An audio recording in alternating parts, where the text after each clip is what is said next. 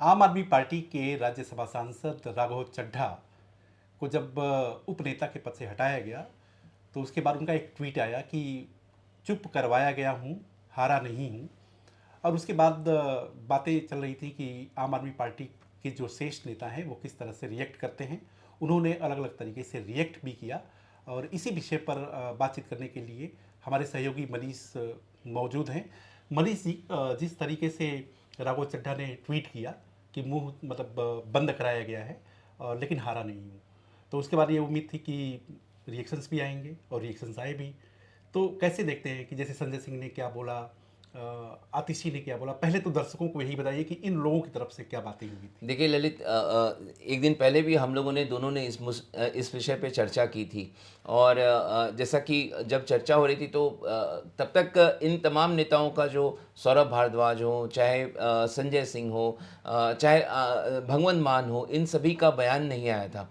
तब हम लोगों ने इसकी चर्चा की थी। अब देखिए कि जैसे ही सुबह में कल आपको राघव चड्ढा ने सोशल मीडिया में एक वीडियो डाला, वो भी पार्लियामेंट में खड़े होकर, निश्चित तौर पर वो उन्होंने रिकॉर्डिंग उसकी पहले ही कर ली होगी, गुरुवार को ही कर ली होगी, जिस दिन सत्र जो है 2 तारीख आखिरी, इस सत्र का जो 2 अप्रैल को बजट सेशन का आखिरी था। हालांकि बजट सेशन अभी खत्म नहीं हुआ सेनेट आई, लेकिन उन्होंने उसको रिकॉर्ड किया और उसको बचा के रखा और शुक्रवार की सुबह उसको पोस्ट किया, जब हम लोग उस पर चर्चा किए। और देखिए किस तरीके से कारपेट बॉम्बिंग शुरू हो गई।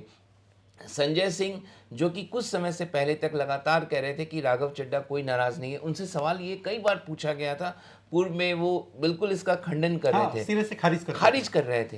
लेकिन कल देखिए किस तरीके से उनका बयान सामने आया। वो कह रहे हैं कि जो आम आदमी पार्टी जिन मुद्दों को उठाती रही है, चाहे वो पंजाब से जुड़े मुद्दे हों, चाहे देश में एलपीजी से संकट से जुड़ा मुद्दा हो, वेस्ट एशिया का मुद्दा हो, और संजय सिंह लगातार आपको पता है सदन में सरकार को उन मुद्दों पे घेरते रहे, लेकिन उन मुद्दों को राघव चड्ढा नहीं उठाते हैं सदन में।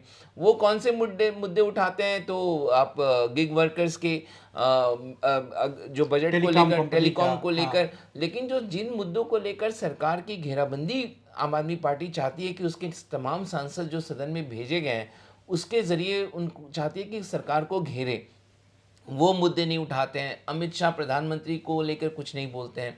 इसी बात को लेकर तमाम जो नेता हैं आम आदमी पार्टी के कि डर क्यों गए, डरो मत। देखिए सौरभ भारद्वाज का कल बयान आया कि डरो मत, और भगवंत मान और आतिशी का भी यह था कि प्रधानमंत्री के गोल में बैठे हुए हैं। बिल्कुल, और डरे हुए हैं। तो बिल्कुल ललित, इससे एक बात तो स्पष्ट हो रहा है कि कहीं ना कहीं आम आदमी पार्टी में ये जो लगातार मीडिया में कयास लगाया जा रहा था कि राघव चड्ढा के साथ कुछ न कुछ अनबन चल रही है अरविंद केजरीवाल की, और ये अचानक से उजागर हो गया परसों जब राज्यसभा सचिवालय को इन्होंने चिट्ठी दी थी डिप्टी लीडर से हटाने के लिए।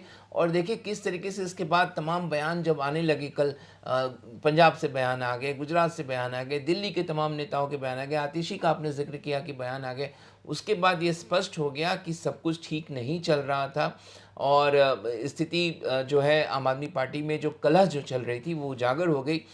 किस बात को लेकर नाराज़गी है राघव चड्ढा से? एक तो ये है कि भाई वो सरकार को नहीं घेरते हैं, तो क्या बीजेपी के साथ राघव चड्ढा की कुछ नज़दीकी हो चुकी है? हालांकि वो आम आदमी पार्टी के सांसद हैं। उसी तरीके से देखिए हरभजन सिंह सरकार के खिलाफ कुछ नहीं बोलते, उसी तरीके से स्वाति मालीवाल कुछ नहीं बोलती। स्वाति मालीवाल बीजेपी अभी तक उन्होंने ज्वाइन नहीं किया है, आम आदमी पार्टी से ही वो सांसद है, लेकिन उनका रुख पूरी तरीके से अपने पार्टी के खिलाफ रहा है। अच्छा मनीष, इसमें एक चीज़ है कि जैसे संजय सिंह ने अपने मतलब वीडियो ट्वीट में ये बोला भी है कि भाई राघव चड्ढा तो सब विषयों में बोलते हैं, वो पंजाब की समस्या पर यही कुछ बोलते, जो बीजेपी किस तरीके से जो सेंट्रल फंड से असिस्टेंस होना चाहिए वो नहीं देती है, गुजरात के मुद्दे पर वो कुछ भी नहीं बोलते हैं, सीईसी के खिलाफ जब इम्पीचमेंट वाली बात आई थी वो प्रस्ताव तो उसको उन्होंने दस्तखत नहीं किए, बंगाल के मुद्दे पर कुछ नहीं बोलते हैं कि किस तरीके से एसआईआर के जरिए बीजेपी जो है पूरे मतलब सरकार को कटघरे में भी खड़ी की है और एक तरीके से जनमत का जो है वो अपहरण करने की कोशिश कर रही है। तो लेकिन एक सवाल उठता है कि अगर मान लीजिए कि एक मुद्दा पार्टी का है और साथ ही साथ जो आम जन का जो मुद्दा है, जैसे गिग वर्कर्स का भी हो गया, उसके बाद टेलीकॉम कंपनियों सारे लोग ग्राहक ही है, तो अगर वो राघव चड्ढा उठाते हैं तो उसमें क्या मतलब आपत्ति हो सकती है, क्योंकि आम आदमी का तो मुद्दा यही है पार्टी का। उसमें आपत्ति बिल्कुल नहीं होगी पार्टी को, लेकिन सवाल उठता है कि जिन मुद्दों को सीसी का आपने जिक्र किया, मुख्य चुनाव आयुक्त ज्ञानेश कुमार के खिलाफ आपको पता है कि जब से बिहार विधानसभा चुनाव को लेकर एसआईआर शुरू हुआ प्रक्रिया, उसके बाद से संसद में इस बात को लेकर चाहे नेता विपक्ष राहुल गांधी हो, चाहे मल्लिकार्जुन खड़गे राज्यसभा में नेता विपक्ष हो, चाहे खुद संजय सिंह इसको लेकर मुद्दा उठाते रहे। यूपी में भी एसआईआर चल रहा, आपको पता है बंगाल में चल रहा, उसको लेकर कितनी वहाँ पे हाराकिरी वहाँ पे हो रही है, किस तरीके से राज्य सरकार और चुनाव आयोग में बिल्कुल वहाँ पे एकदम ऐसे ठना हुआ है वहाँ पे। तनी हुई है। तो राघव चड्ढा उन मुद्दों को नहीं उठाते हैं जिन मुद्दों वेस्ट एशिया में जिस तरीके से देखिए एलपीजी का संकट देश भर में है, दोनों सदनों में तमाम नेता इस बात को उठा रहे हैं, लेकिन राघव चड्ढा इस मुद्दे पे उन मुद्दों पे वो सरकार को कॉर्नर करने की कोशिश नहीं करते हैं जिसके ज़रिए सरकार पर तमाम विपक्षी दलों का नेताओं का ये फ़र्ज भी बनता है कि वो सरकार से सवाल करें। तो सरकार से जिस मामले में सवाल करना होता है उन मुद्दों को नहीं छूते हैं। वो मुद्दे हैं जो हम आप सब उससे वाकिफ़ हैं और वो उन मुद्दों को उठाते हैं। वो मीडिया में भी वो मुद्दे मतलब उठाए जाते हैं। कहने का अर्थ है कि जो राघव चड्ढा है सफाई के साथ अपनी बात रखते हैं, लेकिन पार्टी नेतृत्व को ये लगता है कि भाई हमारा जो हिसाब किताब है, मुख्य जो विपक्षी है वो तो भारतीय जनता पार्टी ही है, और भारतीय जनता पार्टी के खिलाफ अगर वो पूरे प्रखर होकर के नहीं बोलेंगे तो फिर जनता को क्या वो संदेश देंगे कि भाई आप भी शांत पड़े हुए हैं। तो पिछले एक डेढ़ साल 2 साल में आप देखिए कि ऐसा कोई मुद्दा मुझे ध्यान में नहीं आता है जिसमें राघव चड्ढा ने बीजेपी, चाहे प्रधानमंत्री मोदी, चाहे गृह मंत्री अमित शाह, चाहे मोदी सरकार के तमाम कैबिनेट मंत्री, चाहे कृषि से जुड़ा ही मुद्दा क्यों ना हो, चाहे अर्बन डेवलपमेंट से जुड़ा मुद्दा क्यों ना हो, चाहे सैनिटेशन से जुड़ा मुद्दा क्यों ना हो, उन मुद्दों को लेकर, चाहे पेट्रोलियम से जुड़ा मुद्दा क्यों ना हो, उन मुद्दों को लेकर वो सरकार की घेराबंदी नहीं करते हैं। और यही बात आम आदमी पार्टी को हजम नहीं हो रही है। शायद उनको इस बात का एहसास हो गया था कि और ये मीडिया में डोमेन में पहले से मौजूद है कि क्या राघव चड्ढा, आपको पता है कि पिछले 1.5 से 2 साल से ये कयास लगाया जा रहा है कि क्या राघव चड्ढा जा रहे बीजेपी हैं, की तरफ शिफ्ट हो रहे हैं। वहाँ शिफ्ट हो रहे हैं। और इस बात को लेकर अब जो है इस बात को बल मिलता जा रहा है। सबसे बड़ी बात ललित क्या है कि देखिए कल जिस समय राघव चड्ढा ने सोशल मीडिया में अपना एक वीडियो डाला, उसके बाद आम आदमी पार्टी के तमाम नेताओं का बयान आया जिसमें उन्होंने राघव चड्ढा पर अटैक किया, लेकिन राघव चड्ढा 24 घंटे होने को है। हाँ मनीष, ये बड़ा इंटरेस्टिंग है कि जैसे इस पे भी आप रोशनी डालिए कि राघव चड्ढा ने जो कल कहा वो तो कहा, और उसके बाद जो कारपेट बॉम्बिंग हुई वो भी हो गई। अब बड़े मतलब आश्चर्य की बात है कि राघव चड्ढा जो इतना वोकल है वो अभी तक मतलब ट्वीट भी नहीं है, कोई बयान भी नहीं है। तो क्या तो मतलब वो अब असेसमेंट कर रहे हैं कि आगे कैसे मतलब क्या। बिल्कुल, वो अपने जो उनके सलाहकार होंगे उनसे वो सलाह ले रहे हैं, हालाँकि वो खुद बहुत परिपक्व हैं। हाँ, उनको और सलाह लेने की क्या उनको ज़रूरत। उनको सलाह लेने की ज़रूरत नहीं है, और वो परिपक्व हैं और वो ज़रूर स्थिति को भांप रहे होंगे, और जो अपना फ्यूचर जो पॉलिटिकल उनका जो डिस्कोर्स है उसको उसकी उस दिशा में वो सोच रहे होंगे। लेकिन ये हैरान करने वाला है कि जब इतने नेता, आप संजय सिंह, भगवंत मान, इसके बाद आतिशी, सौरभ भारद्वाज, तमाम प्रवक्ता उनके खिलाफ लगातार बोल रहे हैं, लेकिन राघव चड्ढा खामोश हैं। तो राघव चड्ढा की ये खामोशी अपने आप में जो सवाल पैदा कर रही है। हाँ, वो दरिया और सैलाब कभी। बिल्कुल, कब तक वो खामोश रहते हैं, ये भी टाइमलाइन बहुत मायने रखता है ललित। और आज अगर और सबको इंतज़ार होगा, हम सबको इंतज़ार है कि वो अपनी खामोशी कब तोड़ते हैं, क्योंकि उससे फिर ये तय होगा कि राघव चड्ढा ने क्या सोचा हुआ है अपने लिए और वो किस तरफ, किस दिशा में जा रहे हैं। अच्छा मनीष, मतलब अगर ये कहा जाए कि दूरी अब इतना ज़्यादा बढ़ चुकी है कि अब मतलब करीब आने का कोई मतलब नहीं रह गया, सुलह सपाट का भी कोई अब अवसर नहीं है, नहीं, मतलब दूरी बढ़ गई बहुत ज़्यादा। बहुत ज़्यादा दूरियां बढ़ गई हैं। आप देखिए जिस तरीके से अरविंद केजरीवाल तिहाड़ से बाहर आए थे, फिर उसके बाद आपको ध्यान होगा कि आम आदमी पार्टी के कार्यालय में किस तरीके से उनका एक सम्मान हुआ था। उसके बाद किस तरीके से राउज एवेन्यू कोर्ट का हम लोग कल भी इस बात का जिक्र कर रहे थे, और तमाम ऐसे फोरम पे राघव चड्ढा नदारद रहे हैं।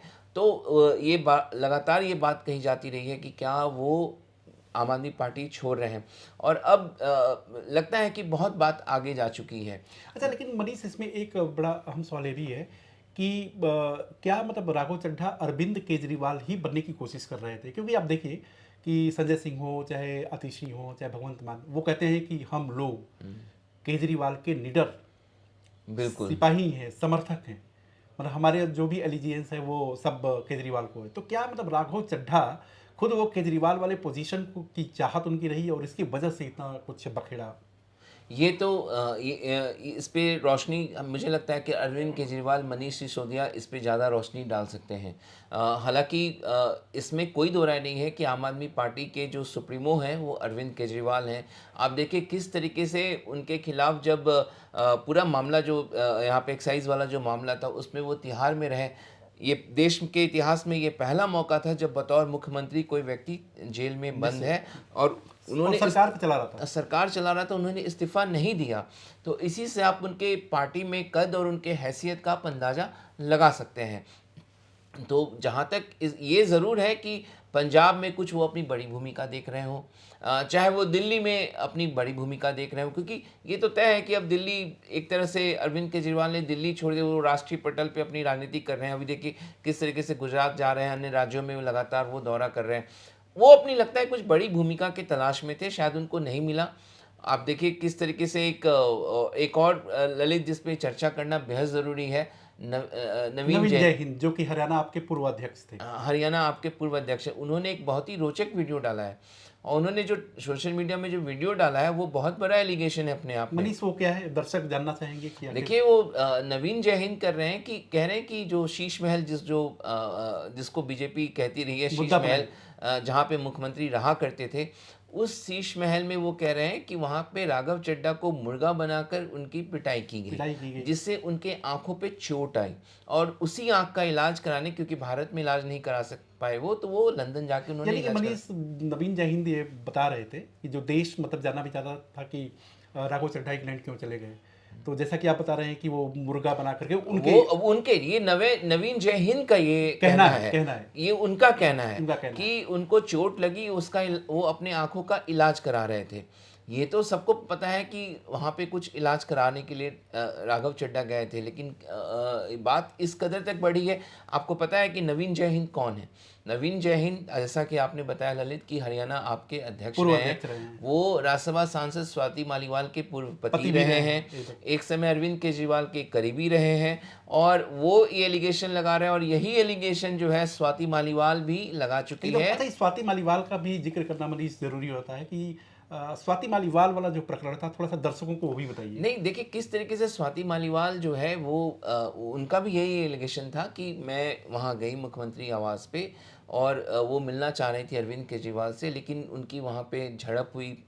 कहा जाता है जो कि आम आदमी पार्टी के नेता की भाई मिलने का समय था, वो उस समय मिलने के लिए तैयार नहीं थे, लेकिन वो ज़बरदस्ती वहाँ पे घुसने की कोशिश कर रही थी। लेकिन हाँ। उन्होंने कहा कि उनके साथ मैन हैंडल किया गया, उनके साथ बदतमीज़ी की गई, उनके साथ गाली गलौज की गई।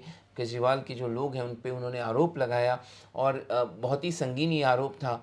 हालांकि ये मामला जो है इसको लेकर पुलिस ने भी अपनी तरफ से कार्रवाई की, लेकिन ये मामला कहाँ चला गया अभी तक हमें पता नहीं है। पता नहीं। तो और उसको किस तरीके से बीजेपी ने दिल्ली चुनाव में भुनाया स्वाति मालीवाल को आगे करके। आप देखिए स्वाति मालीवाल जहाँ तहाँ कूड़ा लगा की ढेर लगी रहती थी, क्योंकि तब यहाँ पे दिल्ली सरकार तो आम आदमी पार्टी के पास था, एमसीडी पे भी आम आदमी पार्टी काबिज थी। अलग अलग जगहों पे जाके स्वाति मालीवाल यहाँ पे आप सरकार को कॉर्नर करने की कोशिश कर रही थी। तो यही बात जो आज नवीन जय हिंद राघव चड्ढा के लिए कह रहे हैं, यही बात उस समय स्वाति मालीवाल ने भी कहा था। अब जब इतना बड़ा अगर आरोप ये बात कही जा रही है तो निश्चित तौर पर ये बातों में क्या सच्चाई है ये तो राघव चड्ढा ही सामने रख सकते ये हैं। देखने वाली बात है कि नवीन जय हिंद ने जो वीडियो ट्वीट के जरिए इतनी सारी बातें कह डाली है, उस पर आपकी तरफ से क्या कोई आधिकारिक प्रतिक्रिया आती है या नहीं आती है? अभी तो फिलहाल नहीं आई है, बिल्कुल। तो ये भी देखने वाली बात है। मनीष से भी जुड़ा एक सवाल है कि ये बिछड़े बारी बारी, ये बड़ा मतलब मैं लोगों के मन में ये मत्ता है कि आखिरकार जब मूवमेंट से पनपी पार्टी और उसके बाद प्रशांत भूषण हो, शांति भूषण, योगेंद्र यादव, उसके बाद शाजिया इल्मी, कुमार विश्वास, उसके बाद फिर एक मतलब लंबे नेताओं की वो धीरे धीरे जो है बिछड़ते चले गए, हटते चले गए। तो क्या मतलब ये उनकी जो ग्रज जो रही वो अरविंद केजरीवाल उतने टैलेंटेड लोगों को मतलब डाइजेस्ट नहीं कर पाए, या वो लोग उन लोगों को लगा कि यार ये आदमी तो भटक गया है? देखिए, सबके अपने अपने पक्ष हैं। कोई कह रहे हैं कि अरविंद केजरीवाल एक तरह से ऑटोक्रेटिक उनका तरीका था, जिस तरीके से वो पार्टी का संचालन कर रहे थे, पार्टी चला रहे थे, निर्णय ले रहे थे। और उनके विचारों में, हालांकि इंडिया अगेंस्ट करप्शन जो मूवमेंट था 2011-12 में, वो सभी एक साथ थे। लेकिन उसके बाद अरविंद केजरीवाल की हसरतें थोड़ी बड़ी थी, उनकी आकांक्षाएं, उनकी जो चाहत है उसकी बड़ी थी। और शायद वो नहीं चाहते थे, कहीं ना कहीं खटक रहा होगा शायद, इन लोग के साथ लेकर चलने में वो कंफर्ट फील नहीं कर रहे थे। और यही कारण है कि तमाम लोग धीरे धीरे करके, अन्ना हजारे देखिए भाई, इंडिया अगेंस्ट करप्शन का जो मूवमेंट था उसका चेहरा कौन? अन्ना हजारे। अन्ना हजारे ने क्या क्या बातें कही अरविंद केजरीवाल के बारे में, आपको बिल्कुल एकदम पता है, पब्लिक डोमेन में है। पब्लिक डोमेन में है, कुछ छिपा हुआ नहीं है। तो तमाम लोग अलग उनसे हो गए और उन पे आरोप लगा कि वो मनमानी कर रहे हैं, अहंकारी हैं, जिस तरीके से पार्टी का संचालन कर रहे हैं। लेकिन देखिए, सबके अपने अपने आरोप हैं। हालांकि इस पे तथ्य तो इस पे कुछ भी कमेंट करना थोड़ा जल्दबाजी होगी। लेकिन इस समय साफ तौर पे नज़र आ रहा है कि आम आदमी पार्टी में सब कुछ ठीक नहीं चल रहा। एक बात और ललित, आप दिल्ली में एमसीडी जो चुनाव हुआ था, तो ग्राउंड लेवल पे राघव चड्ढा ने बहुत काम किया था कैंडिडेट सिलेक्शन में। उनके एक बड़ा तबका अंदर खाने आम आदमी पार्टी का राघव चड्ढा के साथ है, चाहे वो अब पंजाब में ले लें, चाहे वो दिल्ली में ले लें। किस कदर वो डैमेज करने के, पहुंचाने के स्थिति में है राघव चड्ढा आम आदमी पार्टी को, ये आने वाले दिनों में बहुत मायने रखता है। वो कितना नुकसान पहुंचा सकते हैं अगर वो, उन्होंने तय कर लिया कि हम यहाँ से निकल रहे हैं और कहीं कोई और दिशा वो लेकिन अपने मनीष, जा रहे अगर हैं। डैमेज की भी जैसा आप बात कर रहे हैं, तो अगर देखा जाए कि दिल्ली में जो इलेक्शन तो 2030 में होगा, आम चुनाव 2029 में होंगे, और वो अगर मान लीजिए कि ज़मीनी स्तर पर राघव चड्ढा की एक पकड़ दिल्ली में और पंजाब दोनों जगहों पे, तो उसका तो कोई भी जो नतीजे के तौर पे देखना, वो तो मतलब एक लंबा समय है। लेकिन राघव चड्ढा के पास बहुत लंबी उम्र है राजनीति करने के लिए। अगर दिल्ली में देखिए, एक ये तो तय बात है ललित, इसको आप मानेंगे कि रेखा गुप्ता सरकार को 1 वर्ष से अब ज़्यादा हाँ, ज़्यादा का हो समय हो गया चुका है। है। क्या दिल्ली में अगर कहा जाए कि जनता पूरी तरीके से खुश है, ये कहना बहुत जल्दबाजी होगी। क्योंकि कई जगह पे आप देखिए, पॉल्यूशन का मुद्दा, लोगों में नाराज़गी थी। एकदम। और अभी तक उस तरीके से यमुना क्लीनिक का इवन मुद्दा जो हो, वादे किए जो थे, वादे हाँ, किए गए थे, अभी वो जमीन पर उस तरह से उस नजर नहीं तरीके आ से रहे। कार्य नज़र नहीं आ रहा। तो आम राघव चड्ढा के ज़रिए, चाहे का इस्तेमाल किस तरीके से, कौन से दल में वो पहले जाते हैं, उस पर डिपेंड करेगा। और किस तरीके से वो, निश्चित तौर पर आम आदमी पार्टी का एक बड़ा कैडर निश्चित तौर पर वो खड़ा किया हुआ राघव चड्ढा का है यहाँ पे, क्योंकि वो दिल्ली को ज़्यादा बेहतर तरीके से समझते हैं। दिल्ली में उनका घर है, वो लंबे समय उन्होंने बिताया एक अच्छे ऑरेटर के साथ, अच्छे रणनीतिकार भी हैं। और पंजाब में तो उनका अनुभव है ही। तो ये देखना होगा कि यहाँ से क्या वो स्वाति मालीवाल की तरह बने रहते हैं पार्टी में और राज्यसभा जाते रहेंगे और उसी तरीके से कार्य करेंगे, या वो छोड़ के कहीं और जाते हैं, कोई और दल उनको क्या भेजता है सदन। ये तमाम बातें देखने वाली बात होंगी। लेकिन इस समय ये तो तय हो गया है ललित कि आम आदमी पार्टी में सब कुछ ठीक नहीं चल रहा। और राघव चड्ढा, जो उनके बड़े चेहरे देखे के तौर पे देखे जा रहे थे, जो अरविंद केजरीवाल के साथ हर कदम पे देखे जा रहे थे, उन्होंने अपनी एक अलग दिशा तय करने का सोच लिया है। जिस तरीके के उनके बयान आ रहे हैं, हालांकि वो कहाँ पर जाकर सेट होंगे, वो देखने वाली बात होगी। तो जैसा कि मनीष ने बताया कि आम आदमी पार्टी के अंदर ठीक बहुत कुछ ठीक नहीं चल रहा है, और ये आने वाला समय बताएगा कि राघव चड्ढा का रुख क्या होता है। यह देखने वाली बात है। तो यह वीडियो आपको कैसा लगा, आप अपने कमेंट या सुझावों को इनबॉक्स कर सकते हैं। साथ ही साथ अगर आपने हमारे चैनल को लाइक, शेयर और सब्सक्राइब नहीं किया है, तो लाइक, शेयर और सब्सक्राइब करें। और इस चर्चा में शामिल होने के लिए मनीष साहब का बहुत शुक्रिया।